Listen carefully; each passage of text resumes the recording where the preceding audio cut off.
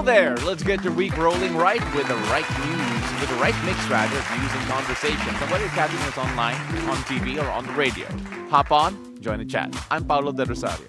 Hello there, beautiful people. I'm Asis-Carilo. We are simulcast on Memo 94.7 BFM. Here's your daily dose of deep dives and good vibes. Welcome to Beautiful Day. Okay, so we have a full day today. Full day, yes, that's right. My goodness. A lot of things to talk about and to also, expect. yes, that's right. I'm excited for our guest later on. But before anything else, we are not only heard on Mellow 94.7 BFM, but we are also live on Facebook and on YouTube. So go ahead and join us there. We are also on the Facebook page of Mellow 94.7 BFM. There's a comment section where you can, just type whatever you want to send our way. Let us know exactly what you're thinking, especially about what we're reading, because of the fact that grabe, the news cycle is so tiring lately. In a way that is, to be honest, a lot of people have been watching the news lately. Yes. And a lot of people are expecting,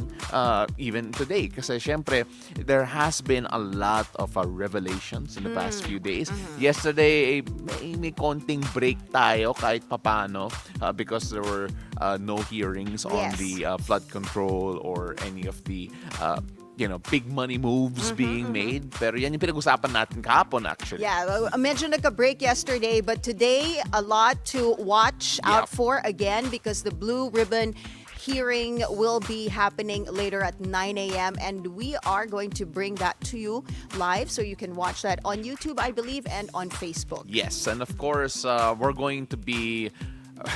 Well, I remember last Tuesday, I believe, and it only took like a few hours before everything, just went off the rails in a way that made all news journalists palpitate ng konti.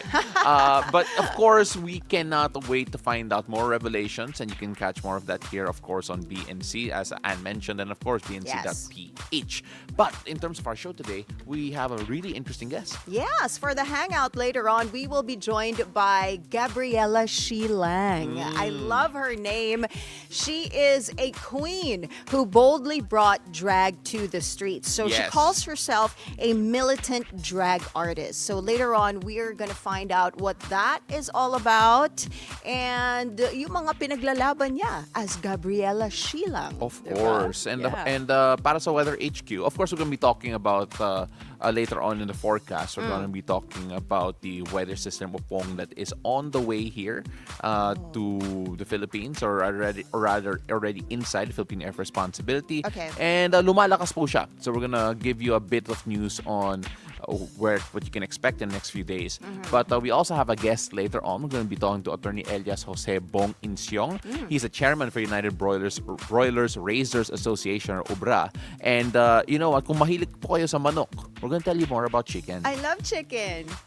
Excited ako. So, it is because, alam mo ba, may health risks buying frozen chicken sa mga wet market. Oh, why? Yes. So, we're gonna I find out wanna know later. why. Kaya manood po kayo, right? Yeah. And Coach V will be on here later. Something that I'm hoping would be positive for me. Kumuha ka ba in ng general. tips from Coach V later? Not really tips, but more of like looking for self-validation. Okay. Kasi yung topic natin mamaya, science-backed signs that someone is wifey or husband material. So Exactly. later on, you're gonna be finding out, husband material nga ba kung ako? husband material nga ako kasi bilang legally single, right? Okay. That's Do you feel like you're husband material? I I'm mean, going to let science if you decide later. analyze yourself, your I- personality. My personality, oh my gosh. Can I answer for you? Wow. No, don't. Let's let science decide kung hobby material ba ako o hindi. Alam ko na, let's have like a May like a poll poll. tayo, may poll tayo let's sa have a Facebook poll at on sa Facebook YouTube. and YouTube. Would you marry me? Or do you think Sandali. Do you think Paolo Del Rosario is husband material? Yes you or marry- no? Would you Marry Paolo Del Rosario? And in Hindi, kasi when you ask them, would you marry would they marry you? Pwede kasing baka sobrang gwapo mo kahit hindi ka na husband material, they'd want to marry you, Sorry, diba? But if do you think na okay siyang husband? No, don't marry for looks. Yan na lang sabihin natin, right? Don't marry for Although looks. some people do, pero you know. Yeah. But my point here is For genetics purposes. For genetic purposes. No, but the point here is that I cannot wait to see whether or not, if according to Coach V, baka, maybe, perhaps. We'll find out according to later. science, Yeah, right? pero let's do a poll na nga. But feeling ko nga as we speak now, nagtatype Facebook sila on dun sa, YouTube, ladies and gentlemen, sa go comment there. section. Yeah, so we gotta move on before we start love hacks at the start of the show. Yes. And as always, we start with traffic check. Let's check the situation in major thoroughfares at this hour. First up, here's a look at EDSA Orense in Makati. We're seeing some sun. Yay! On the left side of your screens, you're seeing vehicles heading to Pasay City. Light traffic on that area. Opposite lane, same situation. On the right side, those are the vehicles heading to Shaw Boulevard. Light traffic on that stretch. Now, let's take a look at EDSA White Plains this time. On the left side of your screens are vehicles heading to Shaw Boulevard. Light traffic on that lane. Opposite side, the right side of your screens, you're seeing vehicles heading to Cubao. Everything green and go. It is a good time to drive at this hour. Heads up to motorists. The expanded vehicle number coding scheme is in full swing. It's a Thursday. So vehicles with license plates ending in 7 and 8 should be off the road right about now until 10 a.m. and again later from 5 p.m. to 8 p.m.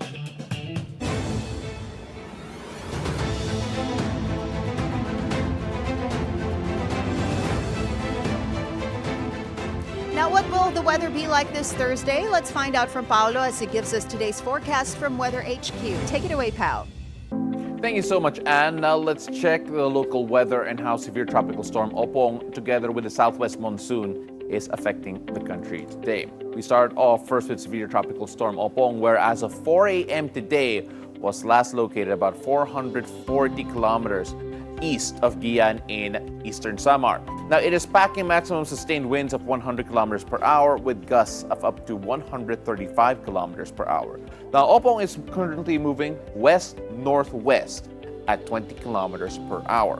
Now, we're going to take a look at the track later on, but signal number 2 is now up over Catanduanes, the southern portion of Albay, Sorsogon, northern Samar, northern and central portions of eastern Samar, northern and central portions of Samar.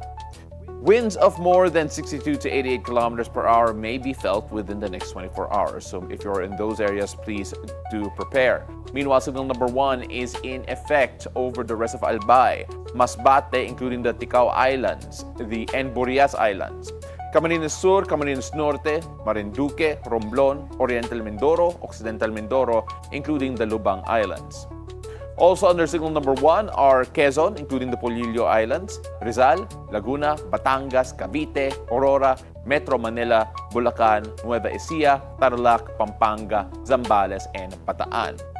Further up north, signal number 1 is also up in central and southern portions of Isabela, Quirino, Nueva Vizcaya, Ifugao, the southwestern portion of the Mountain Province, Benguet, the southern portion of Ilocos Sur, La Union, and Pangasinan. Over in the Visayas, signal number 1 is raised in the rest of eastern Samar, rest of Samar, Biliran, Leyte, southern Leyte, the northern portion of Cebu, including the Camotes Islands and the Bantayan Islands, the northern portion of Negros Occidental. Other areas under signal number 1 include the northern portion of Iloilo, Capiz, Aklan, the northern and central portions of Antique, including the Caluya Islands and the Calamian Islands, Siargao, Bocas Grande Islands, and Dinagat Islands.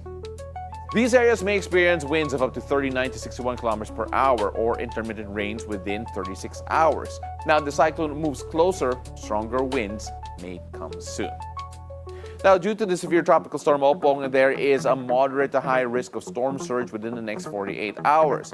Estimated storm surge heights of 2.1 to 3 meters may affect the coastal areas of eastern portion of Albay, eastern portion of Camarines Sur, Catanduanes, northern Samar, the eastern portion of Sorsogon. Estimated storm surge heights of 1 to 2 meters may occur in the coastal areas of Masbate, western portion of Albay, the western portion of Sorsogon, Biliran, Camarines Norte, the western portion of Camarines Sur, Quezon, Batangas, Marinduque, Romblon, Oriental Mindoro, northern, western, and eastern parts of Samar. Residents in these areas, especially those near the shoreline, are advised to take all the precaution measures that you can. Follow your local authorities and make sure you are ready for possible evacuation if needed. Now, we mentioned we're going to talk about the track. Tropical Storm Opong is currently gaining strength and is expected to become a typhoon as it approaches eastern Visayas. Now, landfall is likely in the Bicol region tomorrow afternoon. Now, it will weaken slightly as it crosses southern Luzon and then regain strength before exiting the country on Saturday morning. Now, the storm's track may still shift, but even areas outside the landfall zone can expect heavy rain and strong winds as well as storm surges. Now, authorities urge residents to monitor wind signals and stay alert for hazard warnings. A lot to talk about here when it comes to the weather, but for the moment, that's all we have for today on Weather HQ. And we're gonna take a look first at Luzon, because here in Luzon, as we continue here, stormy weather is expected over in Catanduanes and Sorsogon due to Tropical Storm Opong. The rest of the Bicol region, along with Quezon, including Polillo Islands, Rizal, Laguna, Batangas, Marinduque, Oriental Mindoro, and Romblon, will experience rain with gusty winds. Meanwhile, Isabela and Aurora can expect cloudy skies with scattered rains and thunderstorms brought about by Opong. Now, because of the southwest monsoon or habagat, Zambales, Bataan, and Occidental Mindoro may experience occasional rains, while Metro Manila, the rest of Central Luzon, Palawan, and Cavite will have cloudy skies with scattered rains and thunderstorms. For the rest of Luzon, you can expect partly cloudy skies with isolated rain showers or thunderstorms. Stormy weather is also expected over in eastern Samar, northern Samar, and Samar itself. In Aklan, Capiz, Biliran, and Leyte, southern Leyte will also experience rains with gusty winds, with the rest of central Visayas, and of course, they can also expect cloudy skies with scattered rains and thunderstorms due to severe tropical storm Opong. Now, the southwest monsoon, as we mentioned a while ago, will still be affecting the country. Now, it will bring cloudy skies with scattered rain showers and thunderstorms to the rest of western Visayas and the Negros Island region. Now, over down south in Mindanao, due to the severe tropical storm Opong, Dinagat Islands and Surigao del Norte will all experience rains with gusty winds. For the rest of Caraga, you can expect severe tropical storm Opong to bring cloudy skies with scattered rain showers and thunderstorms. Meanwhile, the southwest monsoon, still in effect over here, will bring cloudy skies and scattered rains and thunderstorms over to the Zamboanga Peninsula and northern Mindanao. Now, for the rest of Mindanao, you can expect partly cloudy skies with isolated rain showers or thunderstorms. Now, in terms of our rainfall forecast and our sea conditions, we go first to our sea conditions. Pag-asa reports that no gale warning is in effect today despite all the weather disturbances. However, in the eastern sections of Luzon, Visayas, and Mindanao, seas will be moderate to rough due to severe tropical storm Opong. So fishermen and small sea craft should take extra precaution. Now, for the rest of the country, light to moderate seas are expected. Now, finally, now I'm right. That's it for Weather HQ at the moment. And back to you. Thank you, Pao. Now on to our top stories this morning. The Justice Department has accepted the so-called BGC boys and the flood control king and queen into the Witness Protection Program. They are, namely, dismissed DPWH engineers Henry Alcantara, Bryce Hernandez, and JP Mendoza, as well as contractors Curly and Sarah Discaya. While they're now under protection, Justice Secretary Jesus Crispin Remulla clarified they are still under investigation and not immune from charges. He added that new evidence from the witnesses has led to more names being involved, with the DOJ moving to freeze suspects' assets. Meanwhile, Malacanang stressed that witnesses under government protection must fully cooperate and return stolen assets as a show of good faith. This is what we were talking about yesterday, that being put under witness protection program doesn't automatically make you a state witness.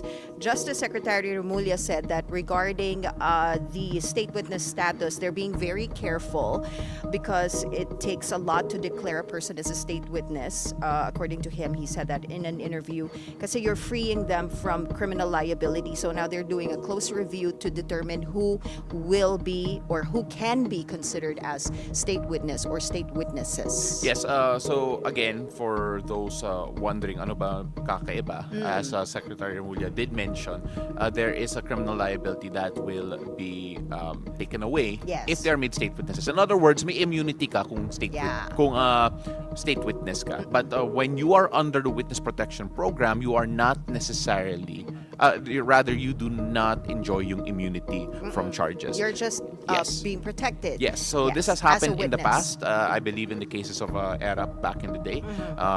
When if you take a look back at the archives, you will be able Yeah. to see that there have been state witnesses as well who were able to enjoy that immunity. So of course, malaking bagay yun eh. You are going to basically let certain people off the hook for certain charges Yeah. when it comes to that. So we have to watch out for how that develops, and of course to see whether or not it's going to be worth it. Because one of the things that you have to understand, or at least talking to different attorneys and trying to understand this better, is that you have a state witness if you need their testimony to make a conviction. Right. For the people that you are trying to hold accountable. So malaking bagay nga yan. So we're gonna find out more about that as the days go on, because right now we have to move on, because embattled Ako Bicol Representative Zaldico, who is at the center of a multi-billion peso flood control scandal, has left the country, reportedly heading to Spain after arriving in Singapore on September 16. This comes just days after former DPWH officials testified in the Senate accusing Ko of receiving 1 billion pesos in kickbacks for flood control projects. Amidst the controversy, his son Elis Ko posted on Instagram a strong statement denouncing corruption and even calling out his own father, urging him to face the public and be held accountable.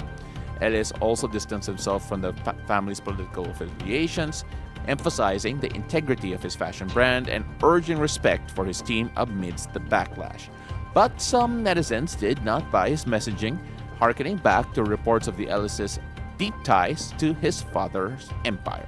So, again, let's talk first about... So many things to unpack in that one Yes. item. Let's talk first about Representative Zaldico I like reportedly being in Spain. Yes, I like what they placed on Politico, the Instagram account of Politico. They said, "Hasta la vista, Zaldi."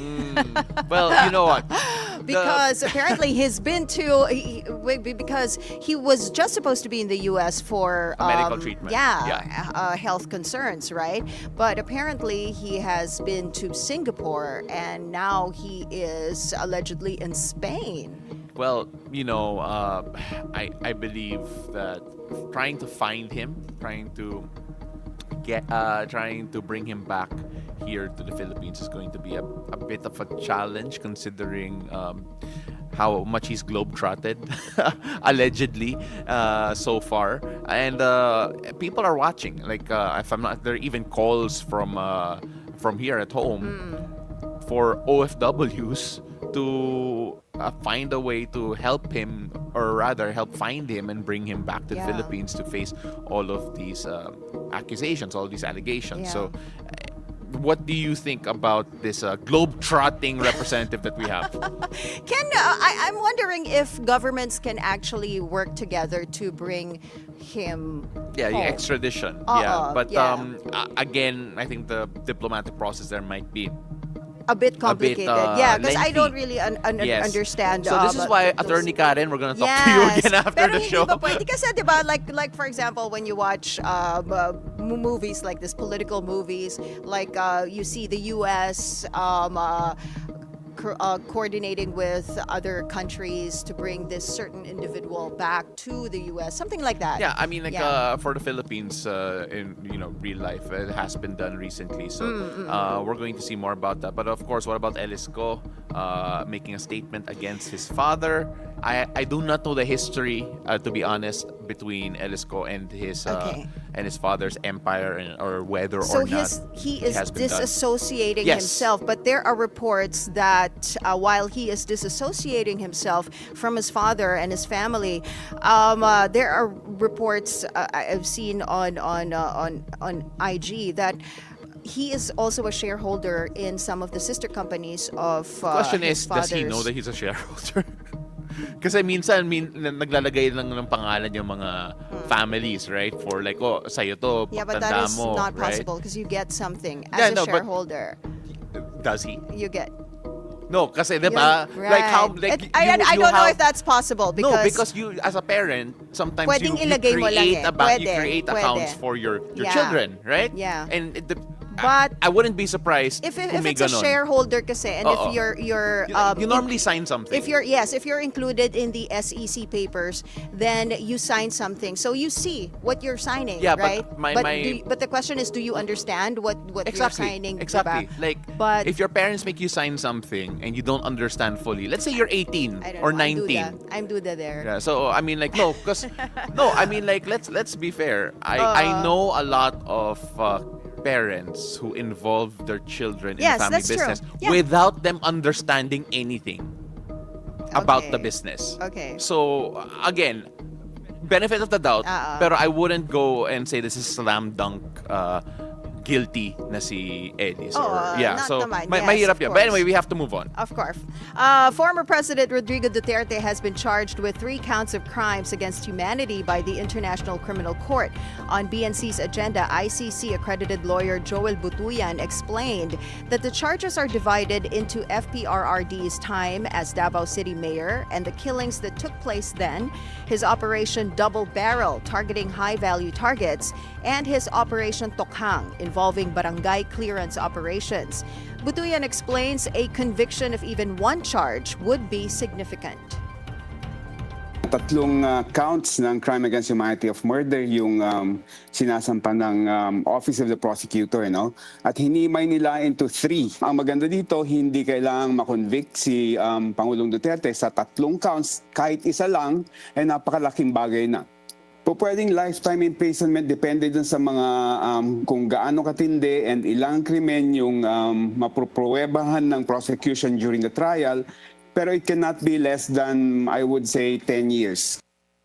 While the ICC charge sheet contained a number of redacted information, Attorney Butuyan clarified this is only the version for the general public. I-redact or sinisensor yung mga information na nakalagay sa document containing charges, Corina, for 2 purposes. Unang-una, para protektahan yung mga witnesses or yung mga victims, no, who would be identified and involved in the cases. Pangalawa, para hindi makompromiso yung ongoing investigation pa against co-perpetrators. Nakikita yun ng prosecution sa defense, no? Dahil yung redacted na o yung censored na version ng charges ay yung para sa publiko lang. Pero yung mga parties, they have access to the unredacted versions of the charges. Now, moving on onto a similar topic here, Vice President Sara Duterte condemned what she called a sham welfare check conducted by the Philippine Embassy in The Hague, Netherlands, on her father, former President Rodrigo Duterte. VP Sara says the officials from the Philippine Embassy entered the ICC detention unit under false pretenses and interviewed her father, then submitted a report to President Ferdinand Marcos Jr. The Vice President adds that such visitation without their family's knowledge put FPRRD in imminent danger. And should any harm come to her father as a result of these, the ICC and Philippine government will answer for it. The Department of Foreign Affairs has issued a response to the Vice President's statement defending the actions of embassy officials in The Hague. According to the DFA, the actions were in accordance with the Vienna Convention on Consular Relations and relevant Philippine laws, and such visits are standard practice for other Filipinos detained abroad. Now, in world news, U.S. President Donald Trump this week will sign an executive order that declares a deal negotiation between the White House and TikTok. The deal will declare the act of divesting TikTok's U.S. operations from its Chinese owner ByteDance as a qualification in a 2024 law passed by Congress. That law supposedly bans the short video app in the U.S. unless its Chinese ownership is ended. Trump has previously delayed enforcement of that law to extract U.S. assets from the platform and to secure American investors and new ownership. Trump has grown fond of the app, which he credited for his favorable presidential campaign. A further extension is expected this week. Now, moving on to sports, more serious news here because Senator Erwin Tulfo criticized the Philippine National Volleyball Federation, or the PNVF, for the revocation of credentials of a media outlet for the FIVB Men's Volleyball World Championship. Tulfo characterizes the move as an affront to freedom of the press. This is censorship. This is curtailment of freedom of the press. As a journalist all my life, I condemn this act of blocking our noble reporters' freedom to write for the press. Dapat po managot ang mga taong nasa likod na panghaharang sa mga kapatid natin na nasa media. Senator Tulfo called out the National Federation for the removal of the credentials of spin.ph over what he says is the alleged negative reporting of the said event.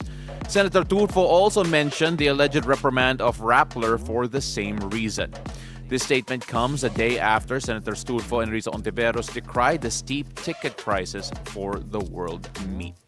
Again, Senator Tulfo coming out strong here against the PNVF for the violations, or at least pulling out the credentials of spin.ph, and of course reprimanding of Rappler.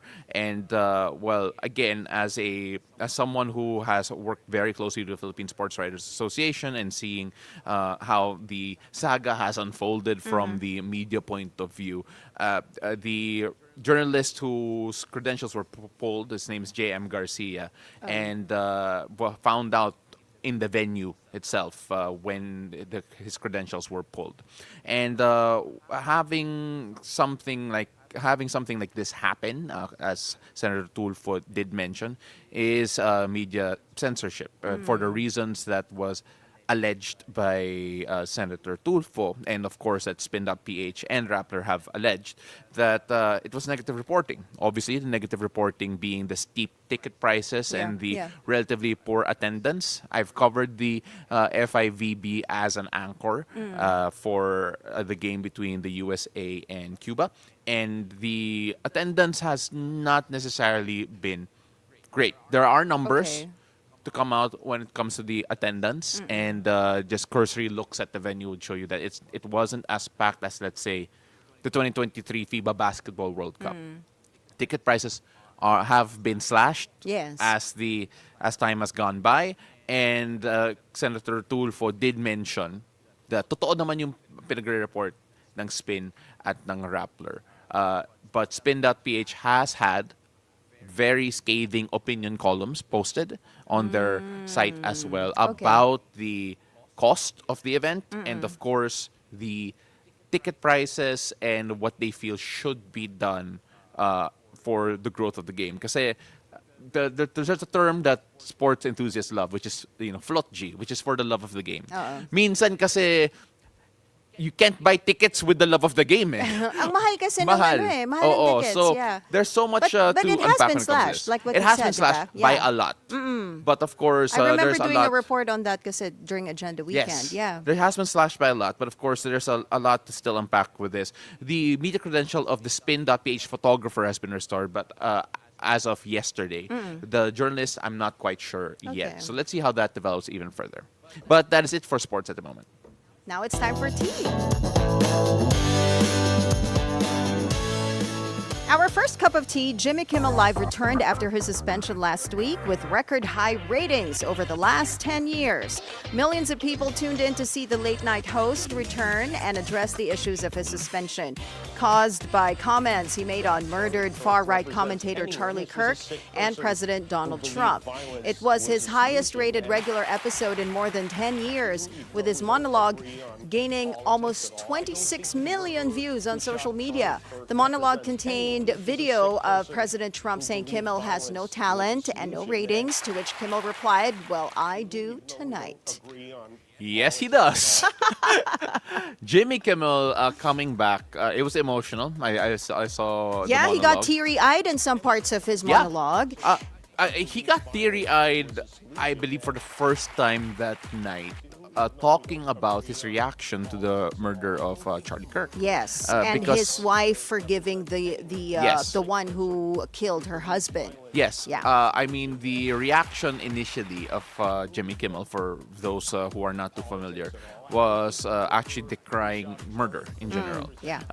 Obviously, taking into context of what he said when he first got suspended or taken off the air, some people would say that it wasn't too bad. But at the end of the day, him coming back, ratings are there for Yeah. sure.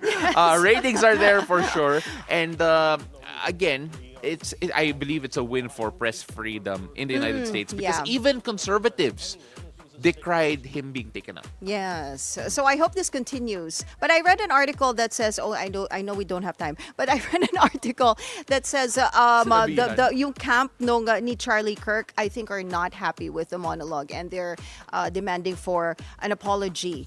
So I think the because no sincerity, apology, there was yeah. no apology, and they're questioning the sincerity of the monologue, and so they're demanding for an apology. We'll see what happens there. Now, for our next cup of tea, the final trailer for Wicked for Good just dropped, teasing the epic conclusion to the blockbuster musical saga, hitting theaters November 20.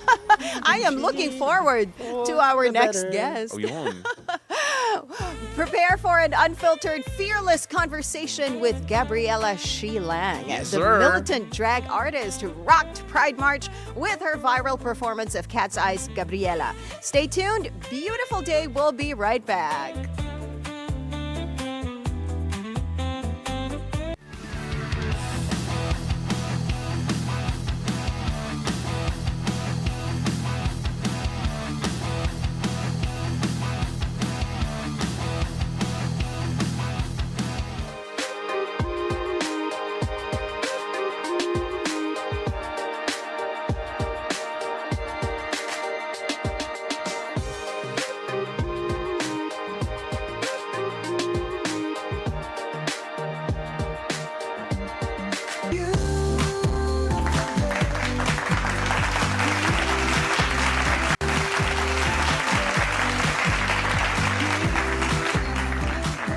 Welcome back to Beautiful Day. Now, a lot of heads turned when this drag queen delivered a fierce performance at Pride March.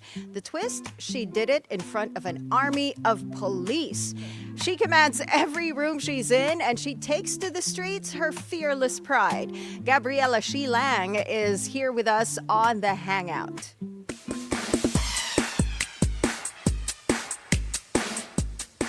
Beautiful day, Gabriella She Lang. Welcome to the show. Beautiful day, everyone. Ang ganda niya, nasa starstruck ako, sandali. I'm so happy you're here because when we describe you, or at least you've described yourself, militant drag artist. Yeah. At minsan, yung term militant, Militant kasi. hindi natin yan na-attach sa drag artist. So, let's talk about that first. When we say militant, bakit militant?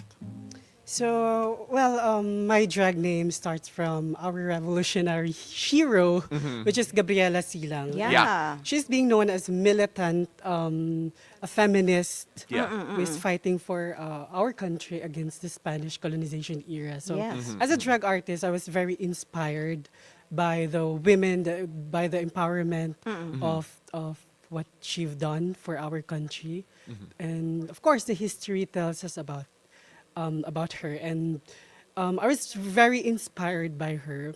That's why I choose to be the new and the reimagined and the revitalized and reborn Gabriela She Lang in this full glamazon I know. warrior. Oo, so- She rose. Glam is an understatement. Yes. I mean, just look at you.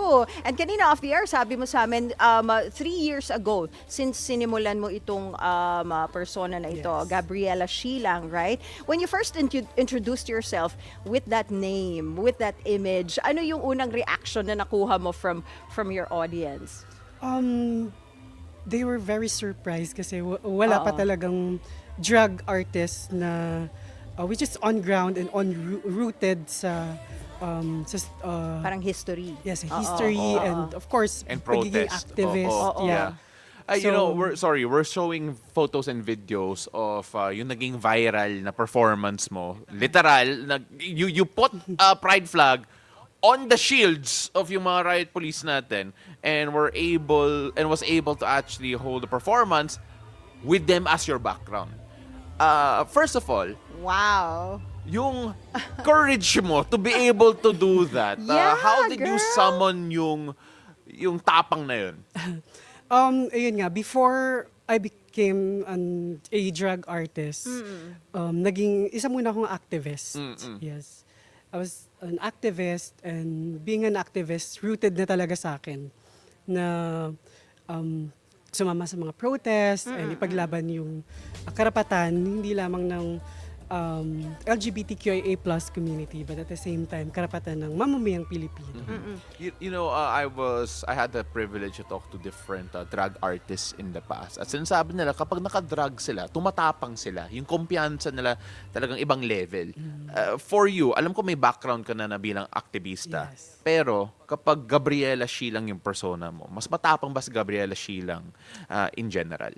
Yes, I think so. Kasi when I'm in drag, I feel like I can conquer the world. And not just by performing, but at the same time by voicing and standing up for, especially for our rights. Ganyan. Kasi pagka naka full ano na siya, full gear, Regalia. di ba? Oo. Full gear, naka full gear ka Yes. na, parang mas lalong na-empower ka eh. Di ba? I mean, with the hair, with the makeup and everything, with the costume. Speaking of protests, nung September 21, you were also there, di ba? Yes. Let's talk about your experience. Were you there as Gabriella Sheilang as well? Yes, Okay. I was there as Gabriela She Lang last September 21 protest sa Luneta. Okay. So, kasama ko yung ibang mga drag artists, kabilang sila Pura Luca Vega and other Harong Queens Yeah. na nag-perform din sa Luneta. And at Okay. the same time, marching papunta sa EDSA. May mga first-time protesters ba among sa drag artists na nag-perform? Okay. Yung mga sisters ko. Nung day na Yeah. yun? Okay, okay. How did you empower them? Kasi syempre, I'm sure may mga ibang drag artists out there na siguro kinakabahan Yes, na actually. mag-perform sa rally, sa isang protest. O, paano mo sila na-empower?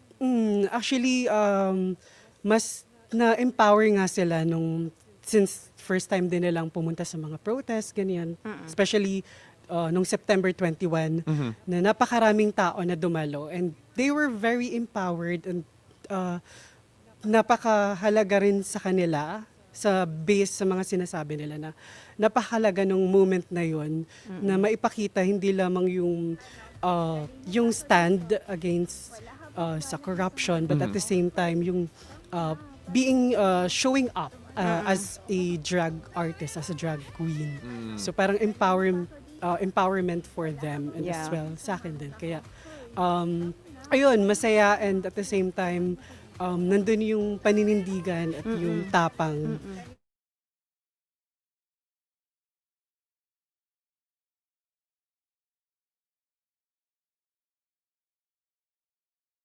Sa People Power Yes. Monument nang naka-heels, girl. Oo. Yes.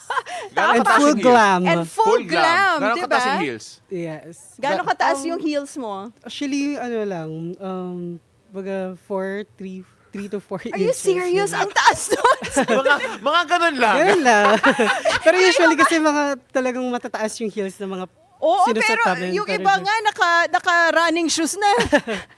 From Oo. Luneta to Luneta to mapapagod ka EDSA. talaga. Yeah. But yung image mo as Gabriella Sheilang, Sheilang. as a militant drag artist, ano yung one thing that people often misunderstand about you pag nakikita nila tong persona mo na to, or you protesting or being in these events like this?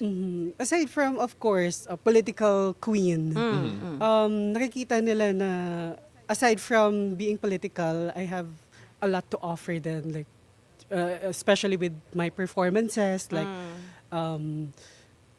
lip syncing, dancing, and doing comedy and improv as well. So, ayun, mas pinapakita ko lang na not just political but at the same time marami rin kayang gawin si Gabriella She Lang na just to entertain kasi it is important lalo na in these trying times na may mga ganitong entertainment na nararanasan yung mamamayang Pilipino dahil sa dami ng nangyayari sa bansa. Kahit papaano mabawasan lang din yung bagot ng Pilipino sa lahat ng mga nangyayari sa bansa, and through sa mga drag queens, through sa mga entertainers na kagaya namin, kahit pa paano sinasabi nila naiibsan yung pagod nila or yung pagkabagot nila. Kaya mahalaga rin for us yung mga ganong sinasabi rin ng tao. Kaya nakakatuwa. I think na-understand ko yun na minsan kasi nag-viral ka dahil sa mga protests mo, diba? And minsan nakakalimutan nila that you are also an entertainer. At para sa akin, napakahalaga ng yung sinabi mo na importante yung entertainment, importante yung comedy, importante na tumawa, especially at a time like this. When we talk about yung mga protests that you have attended though, for example, the September 21, yung mga drag artists, the drag queens, did end up performing and entertaining yung mga protesters doon. When we talk about the reaction from the protesters, for the mga siguro some of the protesters there first time nila makita ng drag performance. Kamusta naman yung reception nyo doon? Actually, lahat ng mga protesters na nakikita kami, pero they're very happy and very empowered na itong mga ganito na bahagi ng LGBTQIA+ community, ng mga drag queen, ay nakikiisa sa kanila, sa laban nila. Na, kasi, yun nga, meron din kaming mga ipinaglalaban, kagaya ng pantay na karapatan na SOGI-SC na matagal nang nakabinbin sa Kongreso, pero hanggang ngayon wala pa ring pag-usad. Kaya bilang mga drag artists, bilang representation, kailangan namin mag-show up para ipakita na imbes na unahin nila yung iba-ibang bills na hindi naman mga unnecessary bills, unahin nila yung bill na talagang poprotekta not just for the LGBTQIA+ community, but at the same time for the Filipino people, for their rights. You know, yung medyo na-distract ako doon. But yung ang ganda rin kasi na ang diverse nung crowd nung September 21st, right? We have the LGBTQIA+ community there. Tapos meron ding mga hip-hop groups, di ba? Parang iba-iba, religious groups, not just Catholic, but also Protestant groups. Parang very diverse. So, Actually, parang it's a very welcoming, ano talaga, crowd, and di ba? it just show na itong mga sectors, different sectors, ay nagkakaisa para sa for demanding accountability sa nangyayari ngayon sa bansa natin to end this corruptions, 'di ba, na nangyayari ngayon dahil sawa na tayo sa sunod-sunod na pagbahasa, sawa na tayo sa sunod-sunod na pagpapahirap sa atin. Pero Gabriela, I'm sure meron ding yung parang fear of yung parang may mga backlash, meron ding 'di ba? So minsan kasi you get a balance of merong mga empowered people supporting you and meron din yung mga nagke-question sa ginagawa mo. How do you handle this kind of fear for yung backlash, safety mo rin, 'di ba, and acceptance? Simply put, bashers, meron ka ba? Yes, actually. Meron talaga, 'di ba? Hindi siya maiiwasan. So how do you Ayun nga, dumadating din sa point na may mga death threats na rin. Ay, talaga. And may mga kumbaga, maraming bashers. Well, dead ma sa bashers. Yun lang yung nasa paningin ko. Kaya hindi ko naman siya pinapansin. Pero at the same time, ayun, nakakatulong din siya to boost at the same time may moral. Yeah, you know, pag ipagpatuloy yung ganitong. You as you said a while ago, talaga may mga basher, pero may mga hardcore fans ka rin. Kasi may mga nagsasabi na kamukha mo raw si Chapel Roan. Totoo ba? I mean, like, Totoo. chaperone, sorry. I mean, like, Sure. grabe. Look, we have photos there. For comparison, di ba? Ayan, oh. I mean, Girl. like, and I'm going to... I'm going to leave the comparison up to you here. Diba? Tingnan mo, diba? Sobrang kamukha, girl. Gaya mo yung pose. Ayan. Sakto may mic ka rin, oh. Ayan, oh, there. Ang See? galing. Oh my goodness. Intentional ba yun? Intentional Oo. ba yun? Or Ito bang it look just so mo happened? is the same look all the time or you No. like change it? Yeah, I changed okay, naman okay. my look. So hindi laging Chapel Road Yes, yung ano, hindi laging yung Chapel Road. image niya. Okay. And where do you get your inspiration ko? Anong look ko today? Yeah. Ayan. I have a visual kasi with Gabriela She Lang, Okay. which Yeah. is, of course, it is red, symbolized the power, Right. the resistance, ganon. So with my hair yun, mas red. But at the same time, nag-iiba rin, black. Oo. Or minsan blonde, depende sa hairstylist ko. Charot! Siyempre, when we talk about Gabriela She Lang and of course yung performative aspect niya, like yung entertainment aspect niya, sino yung mga pinamalaking influences mo? Who do you look up to and try to emulate in terms of yung mga performances mo or yung mga idol mo sa drag community? Syempre sa drag community, andyan yung mga kung sa international, like Shea Coulee, Sasha Velour, who is very vocal then, political queens then. And here in the Philippines naman, andyan sila Precious Paula Nicole, which is, and Marina Summers. So, nakakausap ko rin naman sila. Okay. And nagkikita-kita rin kami sa mga events. And yun, sila yung mga linolook forward ko. May mentor ka ba sa mga local drag artists? I don't have mentor talaga, but I have collective of mga drag artists.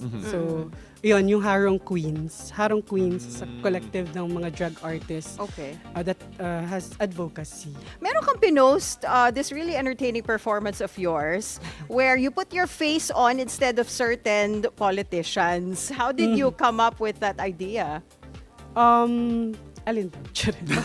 Inilagay mo daw yung face mo instead of politicians. Oh, yeah. Yes. So, dun ka sa safe space namin sa Harong, Oo. Quezon City, which is, I performed there. Ah. Nagkakaroon kami ng iba-ibang theme. So, Okay. one of our themes, Snatch Game. So, based sa RuPaul's Drag Race, the Okay.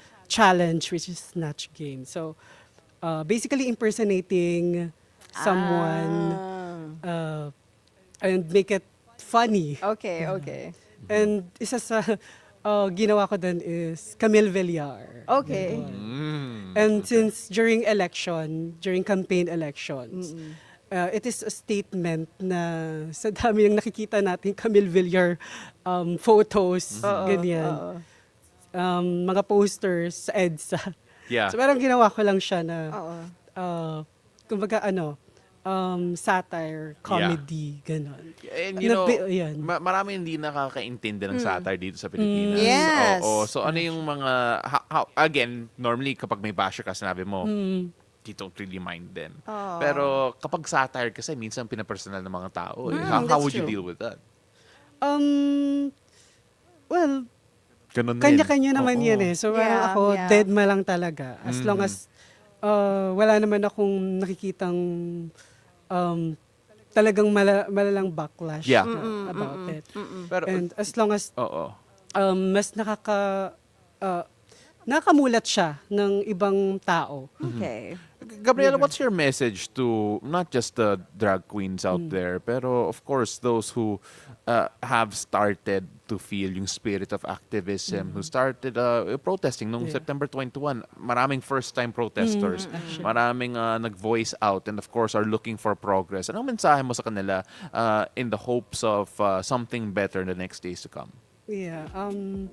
Ako bilang isang representasyon, bilang boses ng lahat ng drag artist, drag queen sa Pilipinas, at ng kabaklaan at bahagi ng LGBTQIA+ community ay naninindigan at firmly standing for my rights, for our rights, to keep fighting. Kasi sa dami ng nangyayari ngayon, sa dami ng tuloy-tuloy na balita na hindi naman magaganda, it is time na tumindig. It is time na magkaroon ng boses para sa mamamayan. Dahil sa sunod-sunod na mga corruptions, sa sunod-sunod na mga issue panlipunan, may mga ganitong klase ng representasyon ang kailangang makita ng mamamayan na hindi kayo nag-iisa, patuloy tayong lalaban at kasama nyo kami upang ipaglaban yung karapatan. Yung pantay na karapatan ng lahat at karapatan natin. We are demanding for accountability. Okay, Gabriela, before we let you go, we always ask this to our guests. Our final question. Yung show is called Beautiful Day. So what makes your day beautiful? Myself. Just myself.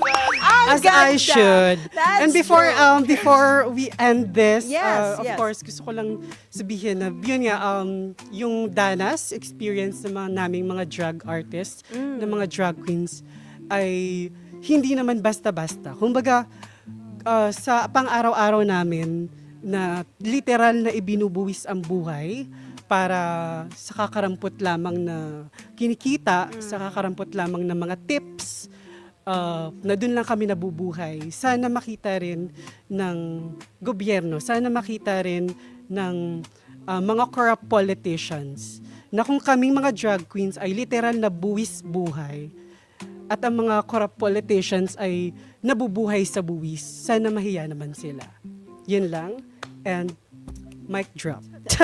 Mabuhay ka! Mabuhay tayong Gabriella lahat. Sheilang, so beautiful, so unapologetic. She is militant drag artist, Gabriella Sheilang. Ladies and gentlemen, thank you for joining the Thank show. you, Thank you so much for joining us. And I really enjoy this. And salamat sa pagbibigay ng platform dahil marami talagang mga kagaya ko rin na natatakot sila. And mahalaga na may ganitong representation Right, na of makita nila na kung kami ngang ganito na bakla at bahagi ng LGBTQIA+ community ay lumalaban, 'di ba? Nakikiisa sa panawagan nila. So kayo pa kaya. So, 'di ba? All right. Thank you so so much, much. Gabriela. Thank you everyone. Really appreciate that. Thank you. Hands off, Gabriela. Yes. So when we return, we'll talk about why proper handling and storage are essential to keep our food safe, especially with the challenges brought by the weather and market conditions. Plus, later on, we have something as well. That's right. Our horoscope of the day with Master Hans Kua. So don't go away. Beautiful day. We'll be right back.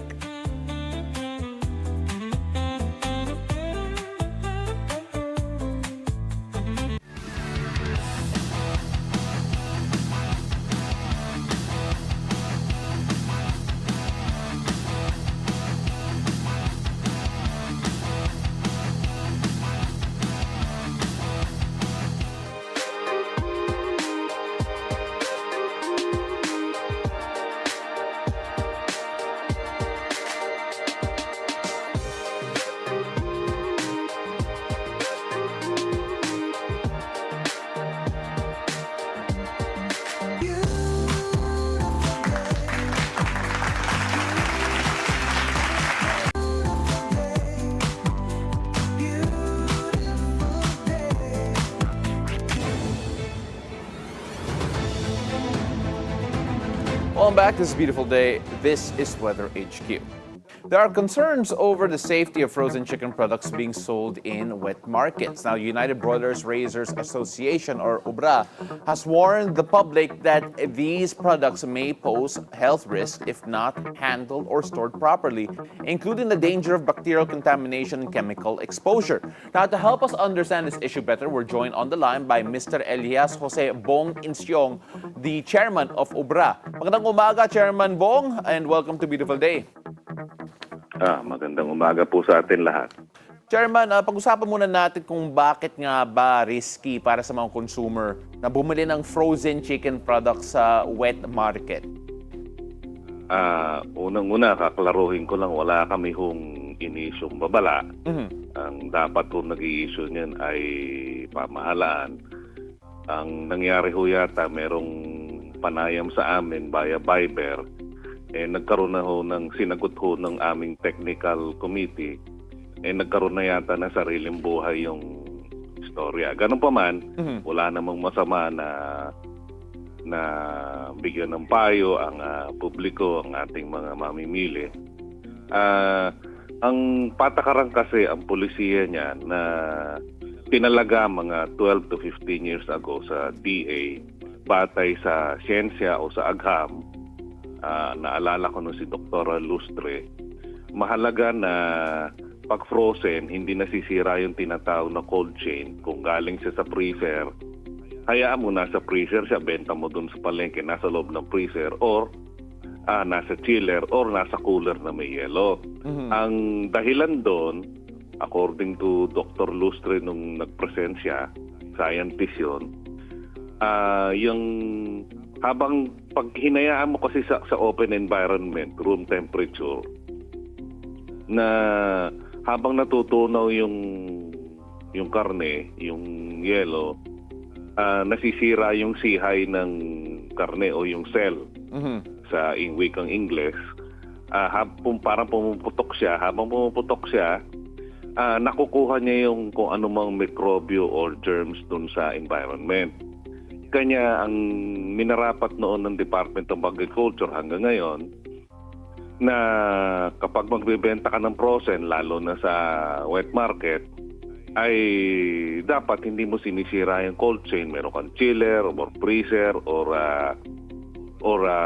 siguro may cooler ka na may yelo para tiyak na ligtas yung produkto. And in fairness naman to the system, wala pa naman ako nababalitaan o na basang ulat na may na-disgrasya na dyan.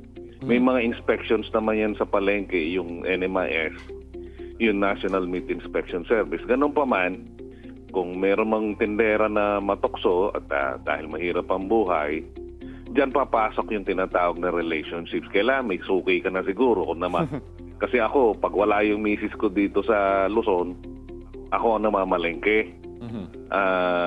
Meron ka ng suki. Dapat dyan, mga ilang doon papasok yung relationships. Kasi hindi lubos-lubos na matitiyak mo na pwede kasing ihalo yung frozen na natutunaw doon sa sariwa eh. Yung kasing sariwa, yung bagong katay, batay sa siyensya, sa pag-aaral, pag bagong katay siya, nilatag siya doon sa mesa, hindi nasisira yung sihay o yung cell. Buo siya hanggang mga 6 to 8 hours. Kanya mas ligtas siya na ilatag doon sa mesa sa palengke at kahit mainit-init pa nga yung kasabihan sa probinsya, ligtas siya. Kaya lang, pag pinaghalo mo yan, ay may kahit pa paano, merong konting sapalaran na dyan at dyan papasok yung kapasyahanan ng mamimili. So, Chairman, iklaro lang natin. So, hindi naman bawal na magbenta ng frozen sa mga public market or sa mga wet market. Pero yung health hazard dito ay kapag yung frozen products or at least originally frozen na nasira yung cold chain at hinalo sa mga fresh na yung bagong katay. Ganun po ba? Oo, yun ang hindi dapat mangyari. Kasi may patakaran dyan may regulation tingin ko naman sa kalakahang bahagi na ito papatupad yung regulation. At nasa yung mga matagal na nagtitinda naman sa palengke, in fairness to them, ay pinangangalagaan din naman nila yung reputasyon ng kanilang pwesto at nung pagkatao nila. Kanya halimbawa ako, pag akong pumunta sa palengke, alam ko dahil kilala ko yung binibilang ko, ando doon yung tiwala. At the end of the day, lahat tayo, kahit anong produkto yan, ando doon pa rin yung elemento ng humanity or pagkatao ng katransaction mo. Sir, na-mention niyo po kanina na kapag minix yung frozen at yung fresh o yung bagong katay, dyan po yung danger at least sa sales ng frozen meat or yung frozen meat. Kasi magiging mahina yung doon natunaw mismo sa mesa, sa open environment na frozen. Yun yung merong risk batay sa pag-aaral. Opo. Pero tingin ko batay sa karanasan ay kung hindi naman, kasi kung maaga pa sa palengke, unang-una malamig pa yon, mararamdaman naman ng mamimili. Kung bandang tanghali na o hapon ay maaring doon na yung sapalaran. Pero ako naman, andun yung tiwala ko sa mga nagtitinda sa palengke, pinangangalagaan din naman nila yung kapakanan ng kanilang hanap buhay at saka ng kanilang kapwa. Sir, maapektuhan po ba yung bagong katay kapag hinalo sa frozen? Kasi may nagsasabi din minsan na may mga chemical na nalagay sa frozen para walang freezer burn yung karne. So, magiging factor ba po yan sa mga bagong katay? Ay, pwedeng mabahiran yung bagong katay. Kanya lang, iyan naman na yung pagdating naman sa ating mga tahanan, ay hinuhugasan mo naman na maigi. At ultimately, sa dulo ay lulutuin mo. Ganun pa man, ay dahil nga may patakaran, may sistema, ay kailangan sunurin natin para sa, kumbaga, wala nang matsambahan ng disgrasya. Sir, na-mention niyo po, malaking tiwala niyo sa National Meat Inspection Service. Can you tell us a bit more about yung proseso po nila? Kailan ba sila nag-i-inspect at normally, ano po yung hinahanap nila kapag nag-i-inspection sa mga palengke?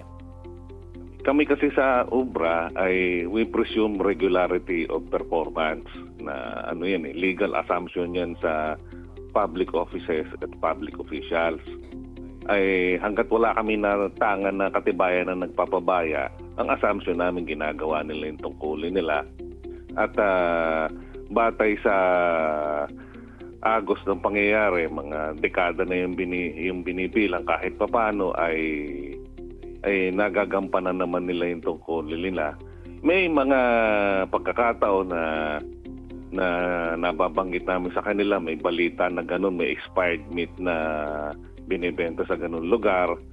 Ay in the last, dito sa panunungkulan ni Secretary Laurel, ay may nahuhuli na ng mga expired meat. Malaking bagay yun. Chairman, saan mahahanap ng taong bayan yung mga abiso po ninyo or yung mga statement po ng UBRA para lang malaman natin or at least ma-check natin kung ano ba nga ang tama or ano ba yung stance ng UBRA pagdating sa iba't ibang mga issue po, especially when it comes to yung karne po natin? Kami kasi kami natatag kami because of trade issues, because of importations. Yung sa regulations ay katulad na nabanggit ko kanina, we presume regularity of performance of duties. Yung meron kaming website, meron din kaming Facebook page. I-ano nyo lang, ituldok nyo lang doon sa, hanapin nyo lang yung UBRA. Lalabas na, ando doon yung activities namin. Paminsan-minsan may advisory tungkol dyan yung technical committee namin. At kung may detalye pa na kailangan, handa naman kaming humarap kahit kanino. At kung may mga tanong, at kami naman bukas sa mga panayam sa media, sa Kongreso, ma-attend kami ng mga hearing sa House of Representatives sa Senado. Kumbaga, transparent kami at nakataya dyan yung reputasyon ng aming industriya, yung reputasyon ng bawat isa sa amin, yung mga kabuhayan namin. Kanya yung sa tingin namin sa 25 years ng aming samahan, aming organisasyon, kahit papaano naitaguyod naman namin kahit papaano yung kredibilidad ng aming organisasyon. Siya po ang chairman ng UBRA, ang United Broilers Raisers Association, Mr. Elias Jose Bong Insyong. Maraming salamat po. Thank you so much for sharing your insights. Magandang umaga pa uli sa atin lahat. Salamat. And that's it for Weather HQ at the moment. And back to you. Thank you, Pao. It's time for us to find out what the stars have in store for us today. Let's go hear it from our resident energizer and feng shui master, Hans Kua, in our horoscope of the day. Take it away, Master Hans. Good morning! Beautiful day with me, Bilyonaryo Master Hans Kua. Ito po ang horoscope ngayong araw ng Thursday, September 25. Para sa mga pinanganak ng Year of the Rat, kumain ng lutong bahay para makaiwas tayo sa allergy or kabag. Blue at 1. Kay Ox naman tayo, may isa kang skills na magiging puhunan mo sa bagong opportunity. White at 6. Sa mga Year of the Tiger naman, maaaring madelay ang isang bayad. Maging flexible. Gray at 3. Kay Year of the Rabbit naman tayo mag-exercise ng kahit 15 minutes lang. Makakabuti yan sa sirkulasyon. Green at 8. Sa mga Year of the Dragon naman tayo, kung tinatago mo na ang tunay na nararamdaman, hindi ka pa rin magiging payapa. Gold at 5. Kay Snake naman tayo, magandang araw para magbenta ng mga pre-love na item. Purple at 2. Ito naman, kay of the Horsey, magiging maaaring ma-promote o malagay sa bagong responsibility. Yellow at 4. Kay Ship naman tayo, ang pagiging honest ay hindi lang comfortable, pero ito din ang kailangan ngayon. Silver at 9. Kay Year of the Monkey naman tayo, may evaluation na gagawin sa performance mo. Give your best. Red at 7. Kay Year of the Rooster naman tayo, iwasan muna ang mga impulsive buying, lalo na kung ito'y online sale. Pink at 6. Sa mga pinanganak ng Year of the Dog naman, may job interview o offer na bigla ang darating. Mag-ready dito. Green at 3. At kay Year of the Pig naman tayo, kumain ng yogurt o probiotic na food para sa tiyan. Orange at 8.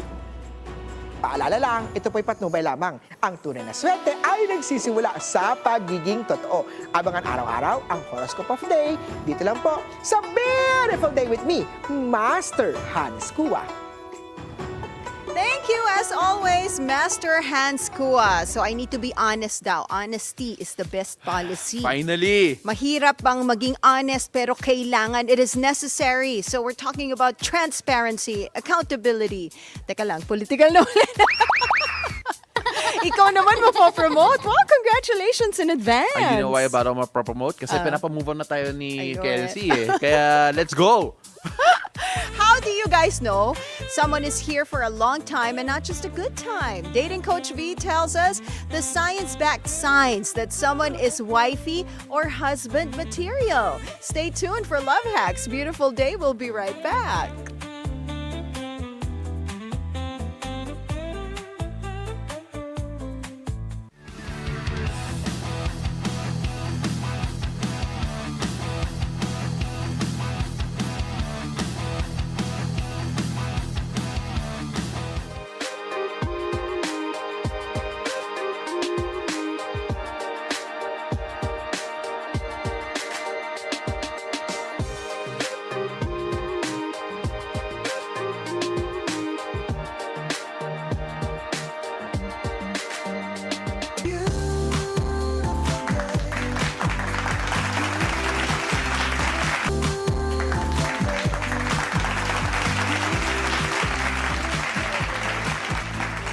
Hi there, welcome back to Beautiful Day. How do you know someone is here for a long time and not just a good time? Here are science-backed green and red flags that tell whether someone is husband or wifey material. Our resident love guru, Coach V, joins us for Love Hacks. Love hacks, we got you.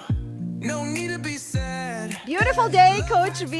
Yay, beautiful day, Anne and Pao. So kanina, I'm just before here the... to listen.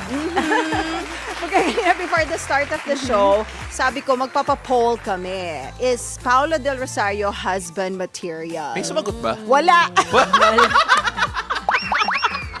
Ayaw ka nilang ipagtanggol.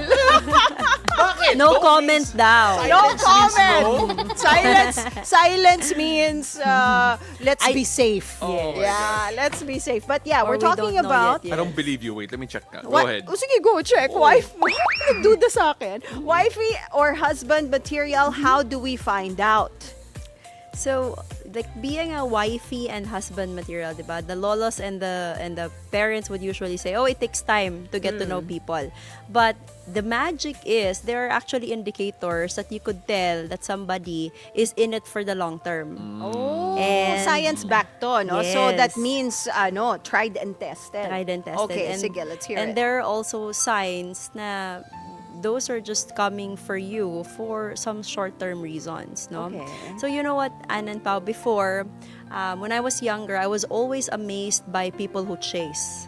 I thought na people who chase, they're really convinced na you are the one for them. Kaya ganun sila ka-assertive, Okay. diba, to go after you. But then, learning the science of dating and also like getting older, na-realize ko na hindi pala maganda all the time kapag hinahabol ka. Hindi pala ibig sabihin, gustong-gusto ka hanggang, kasalan. So there are people who really chase you for short-term benefits.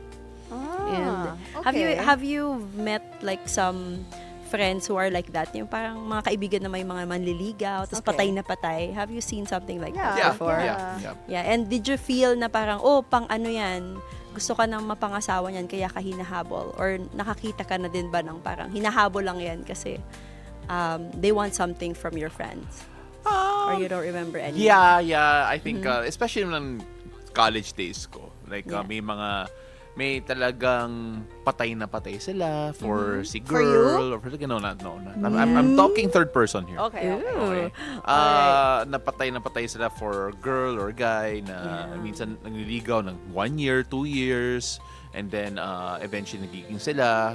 But Yeah. at the same time rin, there are some others naman na wala, just really siguro pushing to date lang not necessarily to I mean like there's I guess different ways to go about it Right. when it comes to that. Pero when we talk about green flags, coach, I mean some people feel na we talked about love at first sight dati. Yes. And minsan naka-rose tinted glasses, hindi na nakita yung red flag, right? So that's where that saying came from. Ano yung mga red flag naman that show that they are not husband Wait or wife lang, can I hear material? it something lang? Oh, 'Cause can you hear it something? Yeah, Yes. can I say something lang? Let's hear it. It's parang contradicting, no, Coach B? Kasi we always say that if the guy really likes you, they will pursue you. Yeah. And then not all the time pala na when they pursue you, they want you for the rest of their life. Baka pang good Shorter time lang, lang. yeah. So how do you determine?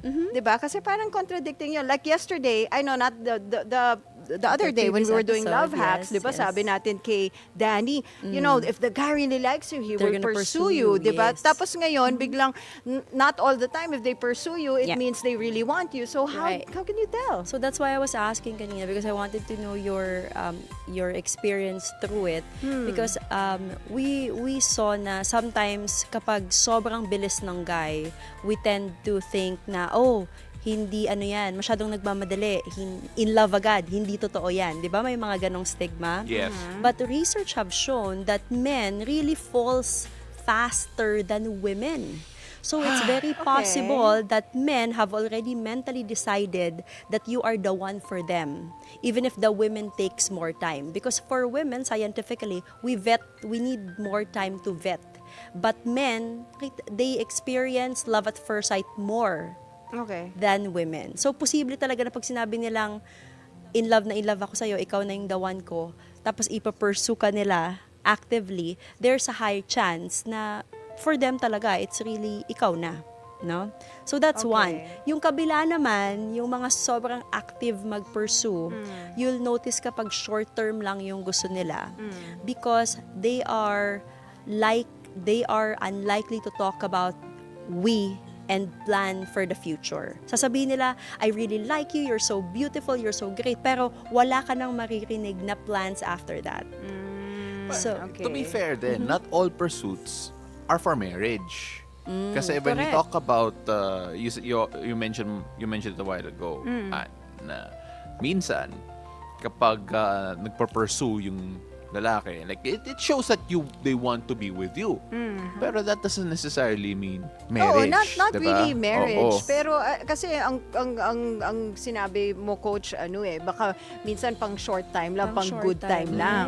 yes. Yun, pang 3 paano hours, mo, oo, hindi diba? pang ano, So paano mo overnight. malalaman yung difference kung gusto kang i-pursue for long time or for 3 hours? So the fastest way to tell is the number of investment. Okay. So when we talk about investment, we're not only talking about monetary, we're talking about time, and we're looking at emotional investment as well. And plans is also very important. That's why I say look at the language, no? Yeah, Pwede kasing they yeah. admire you so much, but after that, are they even asking about your family? Yeah, okay. Do they really, get to know you? Yung investment naman in terms of resources, that's very important because sometimes kapag chick boy yung lalaki, they are unlikely to be generous to you kasi marami siyang marami siyang hinahabol, marami siyang Okay, nililigawan. okay. Compared sa guy na all out sa'yo. So medyo mas green flag yun. Okay. So, if you spend more, Or okay, pag mas let's- consistent siguro. Let's flip it Yes. around naman. Alright. What if, kasi pinsan may mga lalaki na sobrang patay na patay is kay girl, right? But then, it turns out, si girl might not be quote-unquote wife material. Yes. How can we define kung sino nga ba rather, ang wife material na girl? Yeah. So we'll address kumbaga the elephant in the room in terms of money. So ang pinaka-obvious if somebody is wife material or not pagdating sa babae is when you are generous to them, when you're giving them material things or you're taking them to nice dinners, they give you a lot of attention. But once you stop doing that, they pull back the attention. So those are so hindi consistent yung interest niya sa'yo at yung level of kumbaga attraction, no? Parang, uy, generous siya ngayon, so I'm gonna be super malambing.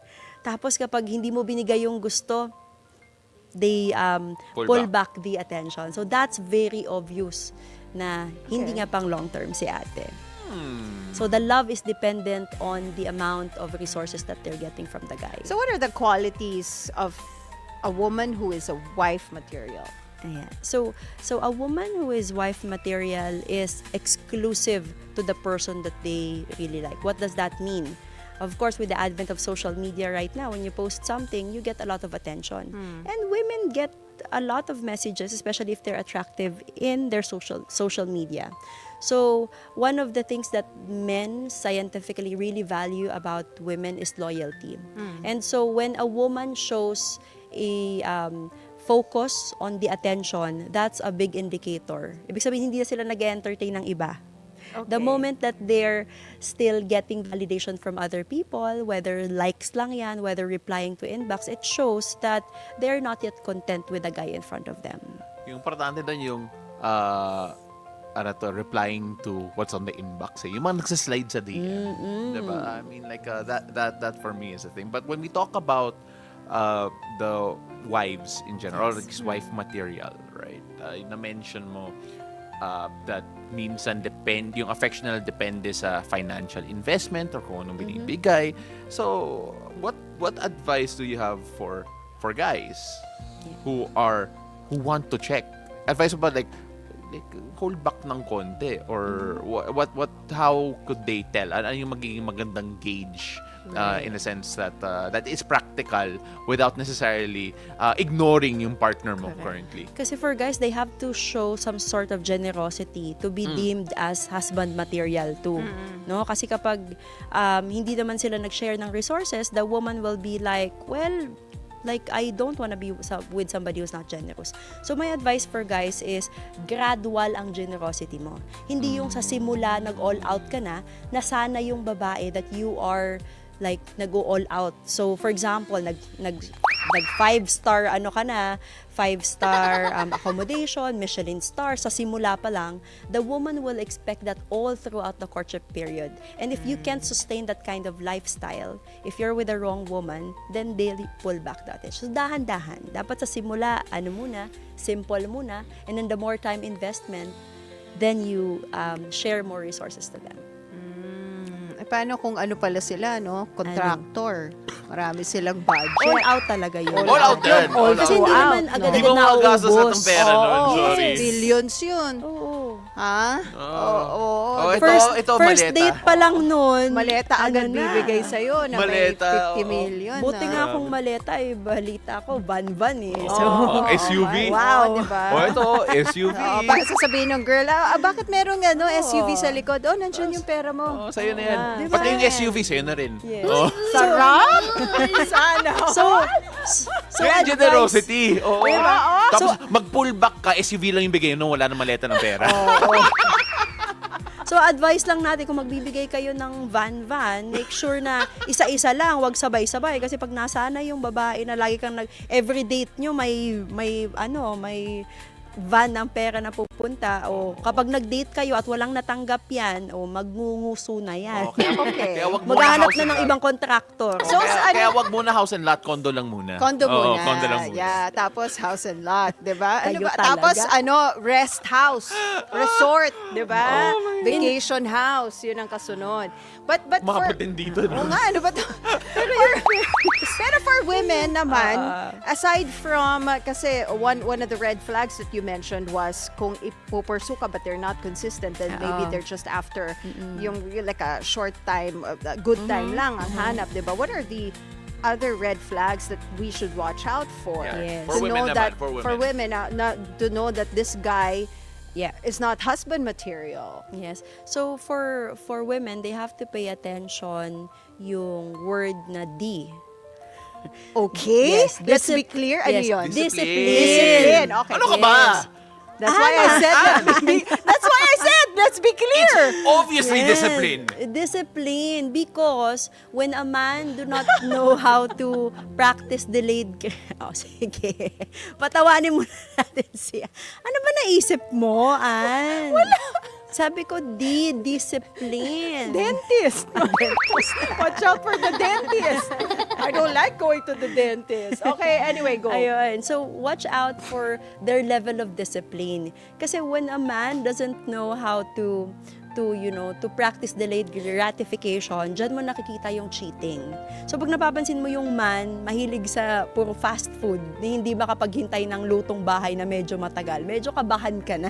Oo, walang discipline yan. Walang discipline. Parang basta gutom siya, kahit anong nasa harap niya, kakainin niya. Kainin niya lahat. Compared sa guy na may discipline at may standard sa buhay, kahit gutom na gutom yan, maghihintay yan. Oo, nung di lang yan mas- bastang So kakain. discipline, Oo, walang pasensya, tapos hindi consistent sa pag-pursue. So those are red flags. Yes, Yeah. yes. Just some of the many red flags. Tsaka yung mahilig sa I statement, hindi sa we. Ibig sabihin, hindi mo naririnig yung mga plans na, we're gonna have a family, we're gonna have kids, Yes, how are your yes, family? Parang it's all about you, how beautiful your eyes are, how sexy you are. Coach V. We're running out of time, but Yeah. I wanted to ask this like one closing lang, just to Yeah. close the segment. For viewers lang na Yeah. they're seeing all these red flags and they're thinking na siguro naman when we get married, he will change for the better. Walang Or she disiplina, will no? change for the better. Oh. Diba? Yes. Do they change for the better? Yes. Do they eventually become husband or wife material? Yes. So unfortunately, the problems that you see in marriages are problems that have already existed when they were just courting you. Okay. So the likelihood of them changing for the better is actually lower than them changing for the worse. Okay. So, Sorry, be binibilang ko careful na lang. sa simula. I'm so sorry, Coach V. Thank you for that. Yes, I'm binibilang ko alright. lang kung ilan days lang before Christmas.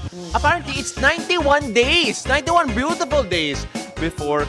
91 beautiful days before Christmas. And that will do it for our show here today. Thank you, Coach Coach V, V. thank you so Thank much. you.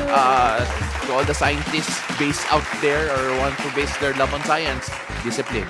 That's a wrap on our show this Thursday, September 25. Ako po si Paolo de Rosario. Thank you so much for joining us. Remember, keep it cool, take it easy. And I'm Ann. Asis-Carilo. Have a great day ahead. And always remember to choose joy and spread love and kindness wherever this day takes you. See you again tomorrow, 7 a.m. to 8:30 a.m. only here on Beautiful day!